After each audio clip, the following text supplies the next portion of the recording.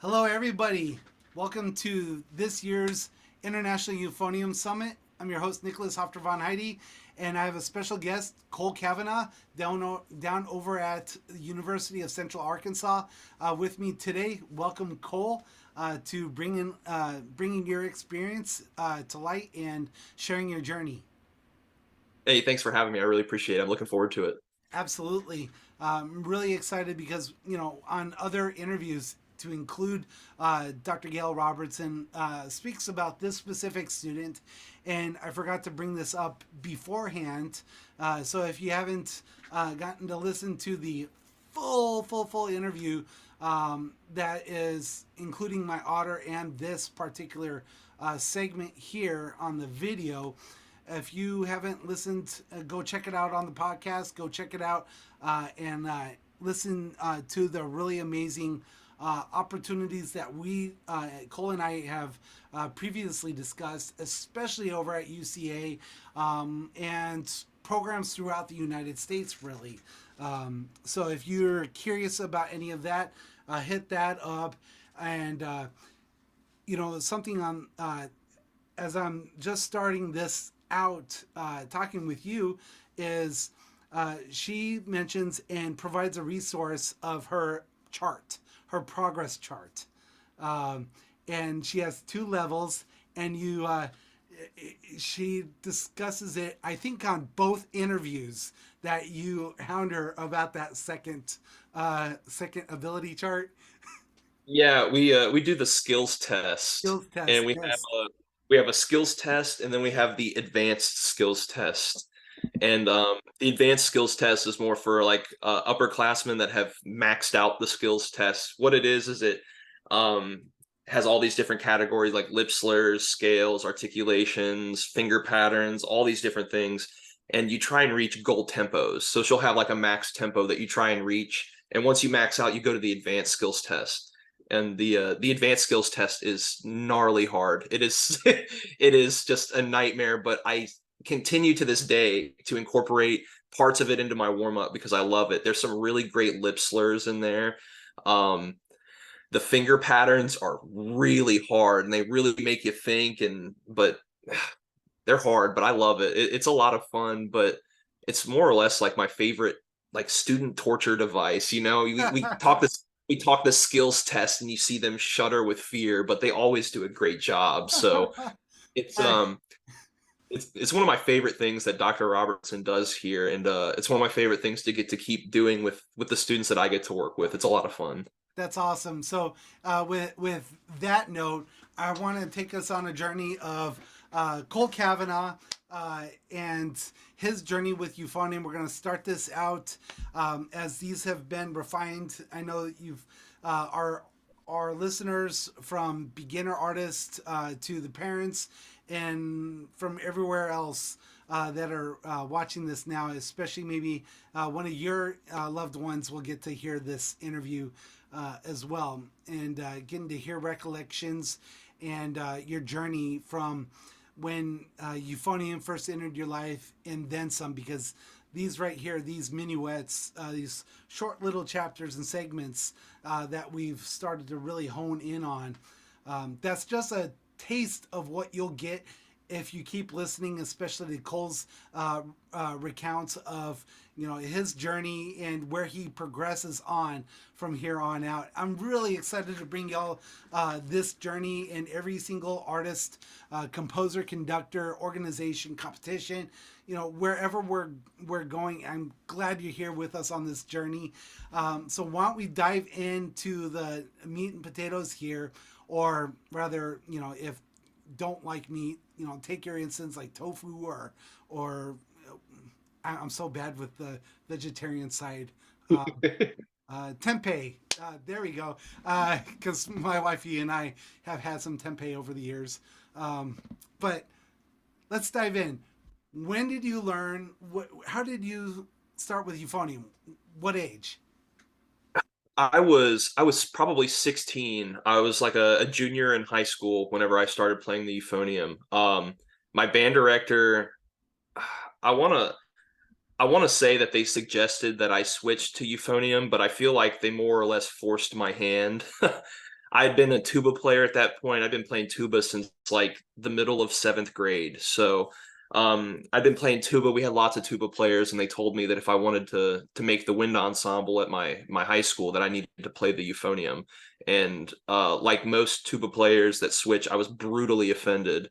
I couldn't believe that they were going to make me play this instrument that I knew nothing about. You know, as the tuba player in my high school band, the euphonium section seemed kind of underloved, and I never really understood what it was that they did or what their role in the band was, and I was so upset. But I started playing in wind ensemble, and I started just kind of playing at home, and I was like, I really like how this instrument sounds. I mean, it's warm and it's inviting, and I really love how it sounds, how it feels on my face. I'm like, there's just something about it that I like. And I started looking into recordings and seeing what I could learn about the instrument. And then it kind of just took off from there. So But you mentioned recordings right there, and I wanted to kind of tangent right off of there. What was that first recording you picked up, if you uh remember? oh, it was David Childs playing the Carl Jenkins Euphonium Concerto, the a troika tidy movement that's just absolutely insane, bonkers hard. I heard him play that and was like, wow, that's I didn't even know that this instrument could play like eighth notes, let alone all this crazy jumping back and forth between octaves. I had no idea how high the euphonium could play or how low it could play, and really just seeing what was possible really inspired me. I was like, I want to hit the ground running and see what I can do with this. So, you know, I had an interesting musical experience. I started in sixth grade on the alto saxophone, and then and I think Gail Robertson was the same way. She still plays Barry Yes. Uh sax. You huh. know, she grew up a saxophone player and then ended up on euphonium. I had a weird a little weird road through my musical history. In Go for sixth it. grade, I was on alto sax, and then at the end of sixth grade, they brought the oboe in to see who could make a sound and who would play the oboe, and they told me I was the new oboe player. So my summer between seventh and eighth grade was actually my first introduction to private lessons, and I took private oboe lessons with my band director's wife. And I liked the one-on-one instruction and I liked private lessons, but I did not like the oboe. And I liked it even less whenever I showed up to the first day of seventh grade band. They said, "Oh, your seat's right here, front row, front center, right in front of the band director." And I said, "No, it's not." I said, I joined this class to be with my friends and to mess around and get in trouble. So I'm like, put me in the back row. So I actually went and did research. I'm like, what instruments sit in the back row of a band? And I was like, trombone, trumpet. I'm like, we have too many of those. And then I saw tuba. I'm like, my school doesn't have a tuba. I wonder if he'd let me switch. And I think I'd be willing to bet to this day that that may have been the happiest day of that director's life when I willingly asked if I could play the tuba. He took the oboe from my hands, was like, "Let's get you a tuba right now." Oh, that's really You know, awesome. That's not typical. there's not a lot of seventh graders that want to play the tuba, but just get a seventh grade boy on the oboe, and he'll do just about anything to get away from it. I think. At least me, I couldn't. There's something about the double reed and just how small the keys were, how delicate you had to be. I couldn't do it. I needed something bigger and beefier. And the tuba was my first love. I loved it. It was a lot of fun, but it transgressed into playing euphonium and never looked back. So let's dive back into that history of when you first picked up alto sax, even before kind of like the whole when the music programs come into the elementary school and do the showcase of instruments. How did that go? So we in my elementary program, I mean, it was pretty standard. Like you go through and everything like K through K through 4 is very Orff based, like keyboard instruments and playing on the mallet percussion and hitting drums and stuff like that. But then in fifth grade, you start playing the recorder, and the recorder was like my first real instrument that I got to play, and I really had a great time with it. You know, I would go home and I'd play my recorder, and my parents were just so annoyed by it, I'm sure, but I wanted to sit there and and learn the songs and figure out how it worked, and trying to just figure out how I can make my own music on this little dinky plastic Yamaha recorder that was supplied to me in 5th grade. And then I remember when my high school band director came, he goes to all the elementary schools and explains, they called it the exploratory music program. And it's like, if you enroll in band or orchestra in 6th grade, the first semester of it, or the first 9 weeks, you go and you test all the instruments. You learn how to play violin, cello, flute, clarinet, saxophone, percussion. You learn it all. And then you get scored more or less as you progress through this. And then they suggest instruments for you to play based on how you did in this exploratory program. And I couldn't really tell you how I had scored or what they wanted me to do, but I know that I played the alto saxophone because my friend from down the street told me that's what he was going to play. So I said, you know what, if you're going to play saxophone, I'll play saxophone too. So that only makes sense. So it seems that I wasn't really that interested in what I played. I just wanted to be involved. So I got started on the saxophone, and then oboe, tuba, euphonium. I mean, it's been a lot of fun. I've picked up trombone since then, and I I have a C tuba over here, but God, I'm so bad at it. But Well, I played F tuba a little bit and learned some rep for a recital, but yeah, euphonium is definitely the main axe for me now. that's awesome. And to progress, and we'll go over that in the future minuets of future chapters of your career. And so, it's really interesting. You started with the alto sax being the first musical instrument Aldolfo invented, and then later on the euphonium, which is Yeah. really fascinating. So bringing back that whole aspect, when you first went into um, bringing home the oboe, and then the somewhere along the lines you brought home your tuba for the first time. Did you let your parents know that you were bringing home a tuba? So I remember whenever I was looking up videos, and I was young. I couldn't tell you what tuba recordings I was really listening to at the time, but some recording somewhere had inspired me that, this is a musical instrument. Like, I could play that.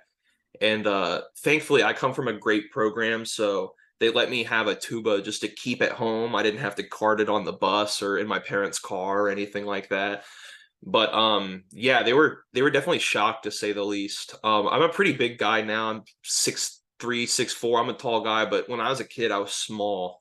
I was smaller than most, so having me with the tuba, it kind of looked goofy. But um, that was, I'd say that when I started playing tuba, that's when I first had like a real interest in music. I'd practice. You don't get a lot of high school students that go home and willingly practice, and not just practice like my band music, but I was practicing my fundamentals. I was trying to work on my sound and playing my scales and things like that. So um So right I can there, really. right Mhm. there is practicing your fundamentals and scales. Where did you learn that accountability, that routine, and when did you start applying that? Was that when you first started to take private lessons on oboe? Yep.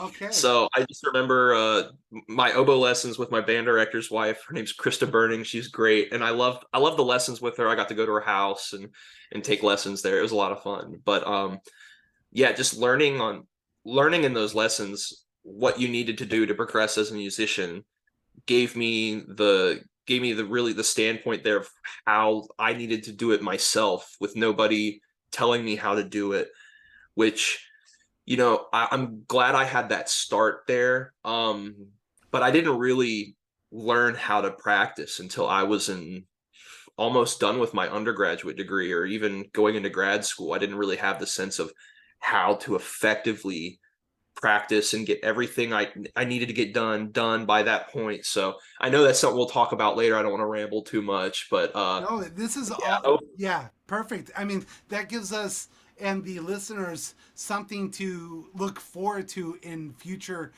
chapters, future minuets. So that was amazing. I would have recapped that too, and we will going forward. Um, that's awesome. So, as far as your band director's wife, Mrs. Burnings, right? Krista Burning? Uh, yeah, Krista Burning. Yep. Burning? Okay. Uh, what was her reaction to.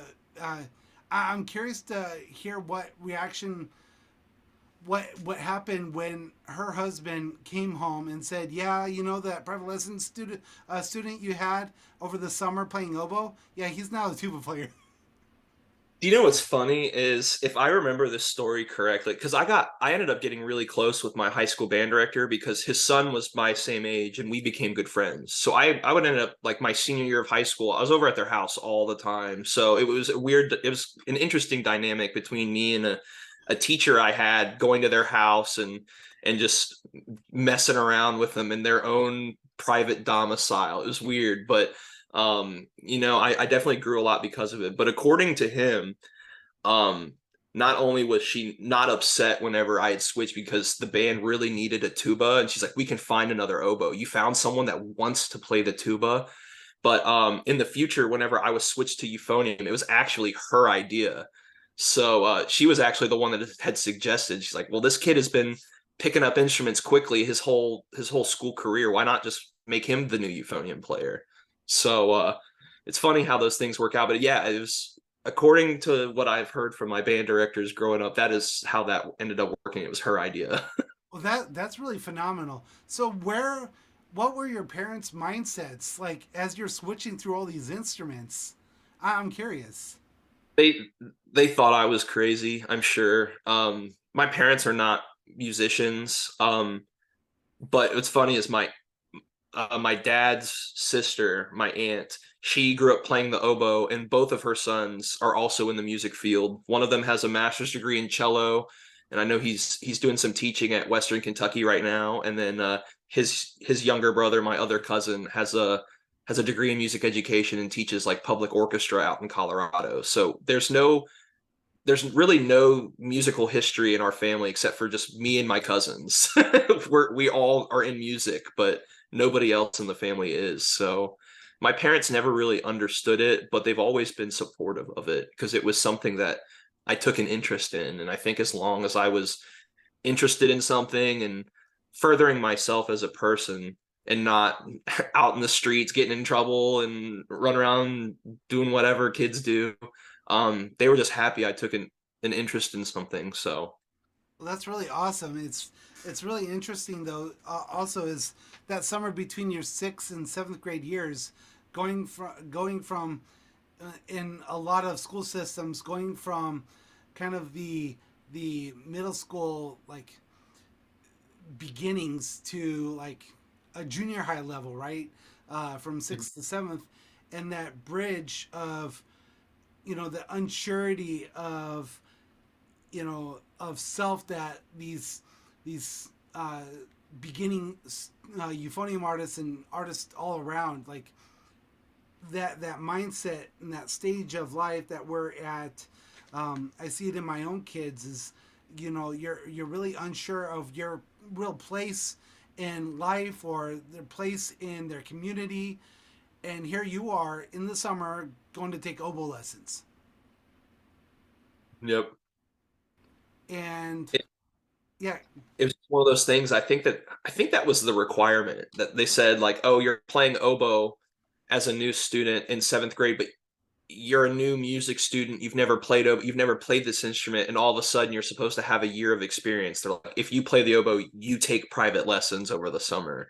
So I remember my mom driving me over there, and she'd drop me off at the door, and she'd sit in her car and read a book for half an hour while I went and learned how to play that instrument, and then they'd send me on my way. And it was a it was definitely a formative time in my career because that's where I got my first introduction to like what I guess I would call formal music instruction, and of course like middle school band is formal, but I thought the one-on-one sense I really got more out of that because I could ask my questions.